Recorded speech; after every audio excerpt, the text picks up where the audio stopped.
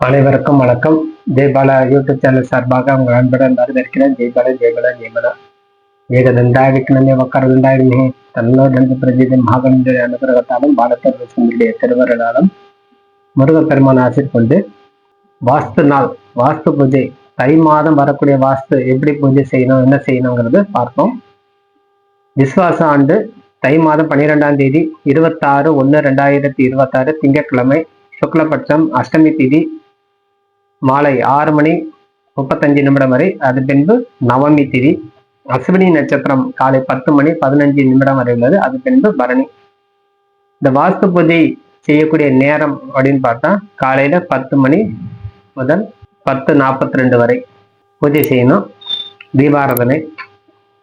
இந்த வாஸ்து நாள் அப்படின்னு வரும்போது நம்ம வாஸ்து பூஜை எப்படி செய்யணும், எந்த தெய்வத்தை நம்ம பூஜை செஞ்சு இந்த வாஸ்து உடைய பிம்பம், இந்த வாஸ்து நாள் அஷ்டமியில வருது, அஷ்டமியில செய்யலாமா அப்படின்னா, இந்த வாஸ்து காலத்தில் நம்ம பூஜை செய்யும் போது அந்த எந்த விதமான தடை இடர்பாடு எதுவுமே கிடையாது, எந்த தோஷமும் கிடையாது.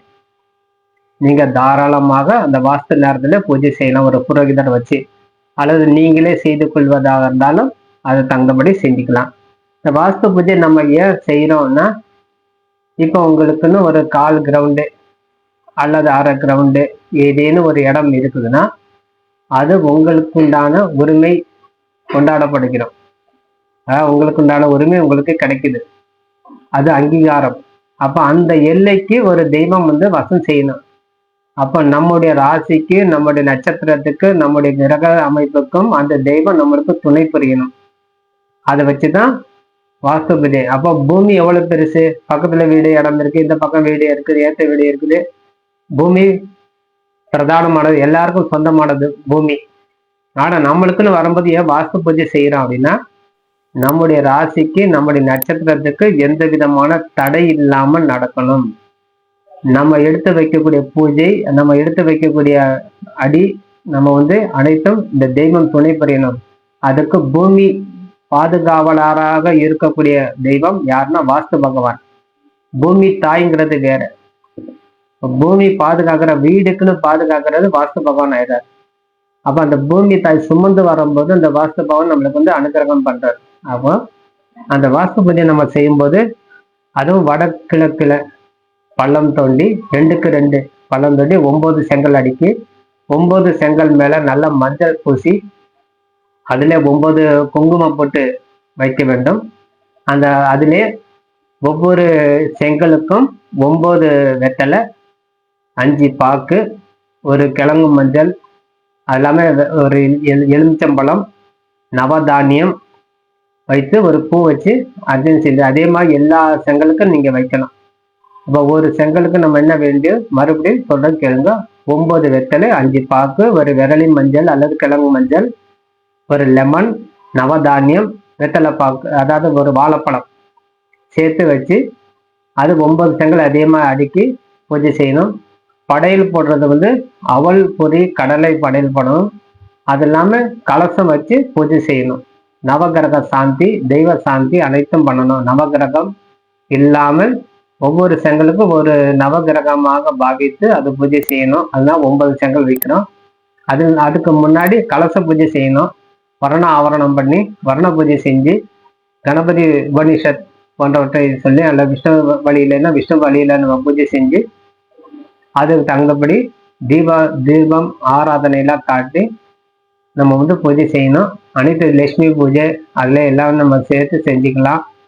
லட்சுமி அஷ்டோத்திரம், விநாயகருடைய அஷ்டோத்திரம், சிவனுடைய அஷ்டோத்திரம், பெருமாளுடைய அஷ்டோத்திரம் எல்லாம் சொல்லி அந்த கலசத்துக்கு பூஜை செஞ்சு நம்ம பூர்த்தி செய்து கொள்ளலாம். அதனால இந்த காலத்துல நம்ம பூமி தேவி வாஸ்து பகவானுக்கு அனுகிரகம் செய்யக்கூடிய காலம். அதனால உங்க ராசி பிரகாரம் உங்களுக்கு அந்த அனுகிரகம் கிடைக்கும். அதனால இந்த 10:46 முடியுது, அதுக்குள்ள தீபாராதனை பண்ணணும். படையெல்லாம் வச்சு செய்யும்போது உங்களுக்கு நன்மை உண்டாகும். கண்டிப்பாக ஒவ்வொரு செங்கலுக்கும் மஞ்சள் குங்குமம் வைக்கிறது தவற வேண்டாம். கலச செம்புக்கு 4 பக்கம் 4 குங்குமம் போட்டு மஞ்சள் குங்குமம் போட்டு வச்சு, கலசத்துல முகூர்த்த காயில ஒரு 3 பொட்டு வச்சு பூஜை செஞ்சு வரணும். அதே மாதிரி நல்ல நறுமணம் உள்ள ஊதுபத்தி, அதாவது மழை காலமா இருந்தா நல்ல சாமியில பந்தல் போட்டுக்கலாம். ஆகவே இந்த காலத்துல நீங்க தவறாம அந்த வாஸ்து பூஜை செஞ்சு வரும்போது, அதே போல் இந்த வாஸ்து பூஜை செய்யறது மட்டும் இல்லாம அந்த வேலை தொடங்கணும். வாஸ்து பூஜை செஞ்சுட்டு அந்த வேலை பாக்கி வைக்கக்கூடாது. நீங்க வீடு கட்டணும், இடம் வாங்கிட்டோன்னா ஒரு சில பேர் என்ன செய்யறாங்க, முதல்ல வாஸ்து பூஜை பண்ணிக்கிறாங்க. அது தெய்வத்துக்கு உண்டான தோஷம் ஆயிடும். அதுக்கப்புறம் அந்த இடத்துல நம்ம இருக்க முடியாம பண்ணிடும், கை மாறிடும். அதான் நம்ம விற்க வேண்டிய சூழ்நிலை உருவாக்கிடும், நம்மளுக்கு பிடிக்காமலே பண்ணிடும். நம்ம அந்த இடம் போய் நெருங்க கூட பார்க்க முடியாது. அதனால என்ன செய்யணும், ஒரு இடம் வாங்கிட்டோம்னா நீங்க வீடு கட்டுறதா இருந்தால் மட்டுமே பூஜை பண்ணணும். இல்லைன்னா இவேலி போட்டு நீங்க தாராளமா வச்சுக்கலாம். சர்வ கல்லு சொல்லுவோம், அந்த கல்லு நட்டு உங்க பேர் போட்டு நீங்க வச்சுக்கலாம், ஒன்றும் பிரச்சனை இல்லை. பூமி பூஜை போட்டு வச்சா அது உங்களுக்கு கண்டிப்பாக கையில நிற்காது. நிறைய அனுபவம், என்னுடைய அனுபவத்துல நான் நிறைய இடத்துல பூஜை பண்ணி சொல்லுவேன். பூஜை போட்டா எங்க வாஸ்து நாள் பூஜை பண்ணலாமான்னு கேட்கும்போது நான் முதல்ல கேட்க வேண்டிய கேள்வி இதுதான். நீங்க பூமி பூஜை போட்டு அன்னைக்கு வேலை ஆரம்பிப்பீங்களா, மேஸ்திரிலாம் வச்சு அன்னைக்கு பூஜை தொடங்குறோமா, இல்ல பூஜை போட்டு கேப் விட்டுறீங்களான்னா, இல்ல நான் இந்த மாசம் பண்ணிட்டு அடுத்த 2 மாசம் கழிச்சு ஆரம்பிக்கலாம்னா 2 மாசம் கழிச்சு நீங்க பூஜை பண்ணுங்க சொல்லிடுவேன். அப்போ வாஸ்து நாள் வரலனாலும் முகூர்த்த நாள் பார்த்து பண்ணிக்கலாம். உங்க ராசிக்கு ஏற்றபடி எல்லாம் ரெடி பண்ணிட்டு வாங்க, அப்பதான் தடை இல்லாமல் நடக்கும். அந்த தடை உருவாகிறது சில காரணம்னா நம்மளே உருவாக்கிக்கிறோம். அப்ப நீங்க உருவாக்காமல் அந்த பூமி பூஜை நம்ம செய்யணும். அப்பதான் காரிய சித்தி அடையும். அது வாஸ்து யந்திரம் பதிக்கணும். அதனால நவதானியம், நவரத்தினம், பஞ்சலோகம் போன்றவற்றை வச்சு பூஜை செஞ்சு, பஞ்சபூதம் சொல்லக்கூடியதும் நவரத்னம் சொல்லக்கூடிய 9 கிரகத்துக்கு 9 செங்கல் வச்சு பூஜை செய்யும்போது நம்மளுக்கு சகல விதமான தோஷம், பூமி தோஷம் நிவர்த்தி ஆகும். அது மட்டும் இல்லாம அஷ்ட திக் பாலர்கள் பூஜை பண்ணணும். 8 திக்குக்கு பூசணிக்காய், எலுமிச்சம்பழம் போன்றவற்றை அவல் கடலை பொடியெல்லாம் போட்டு அது ஒரு தீபம் காட்டிட்டு வரும்போது அது அஷ்டதீப் பாலக பூஜை நம்ம பண்ணுவோம். அந்த இடத்துக்கு சுத்தி நம்ம எல்லைக்கு நம்ம கட்டும் போது அதே மாதிரி உறுதியான சங்கல்பம் சொல்லுது பேர். இந்த வீடு கட்டி முடிகிற வரைக்கும் நான் ஓய மாட்டேன். அப்ப அன்னைக்கு வேலை ஆரம்பிக்கணும். பூமி பூஜை போட்டு வைக்கணும். ஏற்கனவே சொன்ன மாதிரி தான், பூமி பூஜை போட்டு வைக்காம அன்னைக்கு வேலை ஆரம்பிச்சு செய்யும்போது உங்களுக்கு நல்ல தன்மை உண்டாகும். அதாவது 5 அடி குழி தோண்டணும் அப்படின்னு நினைக்க கூடாது. நீங்க அஸ்திவாரம் தோன்றது வேற, வடகிழக்குல நீங்க பூமி பூஜை போட்டது 2க்கு 2 குழி தோண்டி 9 செங்கல் அடுக்கிற அளவுக்கு நீங்க வச்சுக்கிட்டாலே போதுமானது. நல்லா ஜலம் விட்டு, அதாவது தண்ணி ஒரு 5 குடம், ஒரு 5 சுமங்கலிங்க அந்த பள்ளத்தை சுத்தி நீங்க அந்த தண்ணி அந்த பள்ளத்துல விட்டு, அதுக்கப்புறம் கற்பூரம் ஏற்றி, அதுக்கப்புறம் புரி கடலை எல்லாம் அதுல போட்டு சாமிக்கு தீபாராதனை பண்ணும்போது சகல விதமான பூமி தோஷம் நிவர்த்தி ஆகும். அதான் வாஸ்து பூஜை அப்படின்னான பலம். சும்மா ஒரு கடப்பாறைக்கு ஒரு குங்குமம் போட்டு வச்சு மேஸ்திரிகள் வச்சு பண்ணா ஏதேனும் ஒரு வகையில தடை உண்டாகும். அதே மாதிரி பூமி அப்படின்னு வரும்போது பல விதமான பூமி உண்டு. அதுல சொத்த பூமிலாம் வரக்கூடாது. அப்படி இருந்ததுன்னா நீங்க 1 அடி பள்ளம் தோண்டி மொத்த மண் எடுத்துடணும். ஏனென்றால் ஏதேனும் ஒரு விசை கரையான், மற்ற பூச்சிகள், பாம்பு, தேளு, பூரான் அந்த மாதிரி கூடு கட்டியிருக்கோம் உள்ளுக்குள்ள, எலி அந்த மாதிரி. அப்ப அது மேல நம்ம வீடு கட்டும் போது அது நம்மளுக்கு சுபிட்சம் கொடுக்காது. அதனால அது 1 அடி மண்ணு ஃபுல்லா எடுத்துட்டு அதுக்கு புதுசா ஒரு மண்ணு கொட்டி நீங்க வீடு கட்டணும். இதெல்லாம் யாரு கரெக்டா செய்யறாங்களோ அவங்களுக்கு எந்த விதமான தடை இல்லாம அந்த வீட்டுல போய் வசம் செய்யக்கூடிய தன்மை கொடுக்குது.